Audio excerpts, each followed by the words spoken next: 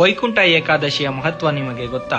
ಪುಷ್ಯ ಮಾಸದ ಶುಕ್ಲ ಪಕ್ಷದ 11ನೇ ದಿನ ಆಚರಿಸುವ ಈ ದಿನ ವೈಕುಂಠ ಬಾಗಿಲು ಅಂದರೆ ಸ್ವರ್ಗ ಬಾಗಿಲು ತೆರೆಯುತ್ತದೆ ಎಂದು ಹೇಳಲಾಗುತ್ತದೆ. ಈ ಬಾಗಿಲಿನಿಂದ ಪ್ರವೇಶಿಸಿದರೆ 7 ಜನ್ಮಗಳಲ್ಲಿ ಮಾಡಿರುವ ಪಾಪಗಳು ನಿವಾರಣೆಯಾಗಿ ಮೋಕ್ಷವನ್ನು ಪಡೆಯುತ್ತಾರೆ ಎನ್ನಲಾಗುತ್ತದೆ. ವೈಕುಂಠವೆಂದರೆ ಕ್ಷೀರಸಾಗರದಲ್ಲಿ ಶೇಷನಾಗನ ಮೇಲೆ ಪಾವಾಡಿಸುವ ವಿಷ್ಣುವಿನ ವಾಸಸ್ಥಾನ.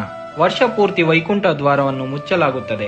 ಈ ಏಕಾದಶಿಯಂದು ಮಾತ್ರ ತೆರೆಯಲಾಗುತ್ತದೆ. ಹಾಗಾಗಿ ಈ ದಿನ ವಿಷ್ಣುವಿನ ದರ್ಶನ ಮಾಡಿದರೆ ಸರ್ವ ಪಾಪಗಳು ನಿವಾರಣೆಯಾಗಿ ಮರಣ ನಂತರ ಸ್ವರ್ಗ ಪ್ರಾಪ್ತಿಯಾಗುತ್ತದೆ ಎನ್ನಲಾಗುತ್ತದೆ. ಪೌರಾಣಿಕ ಹಿನ್ನೆಲೆಯ ಪ್ರಕಾರ ಸಮುದ್ರ ಮಂಥನದ ಸಮಯದಲ್ಲಿ ಈ ದಿನವೊಂದೇ ಅಮೃತ ಉಕ್ಕಿ ಬಂದು ದೇವತೆಗಳಿಗೆ ಹಂಚಲ್ಪಟ್ಟಿತು ಎಂದು ಹೇಳುತ್ತಾರೆ. ಹಾಗಾಗಿ ಈ ದಿನವನ್ನು ಬಹಳ ಶುಭ ದಿನವೆನ್ನುತ್ತಾರೆ. ಹಾಗಾಗಿ ಮಹಾಭಾರತ ಯುದ್ಧದ ಸಮಯದಲ್ಲಿ ಬಾಣಗಳ ಮೇಲೆ ಮಲಗಿದ್ದ ಭೀಷ್ಮನ ಕೊನೆಯ ಉಸಿರನ್ನು ಇಟ್ಟುಕೊಂಡು ಈ ದಿನಕ್ಕಾಗಿಯೇ ಕಾಯುತ್ತಿದ್ದ ಎನ್ನಲಾಗುತ್ತದೆ. ವೈಕುಂಠ ಏಕಾದಶಿಯ ಮಹತ್ವ ನಿಮಗೆ ಗೊತ್ತಾ?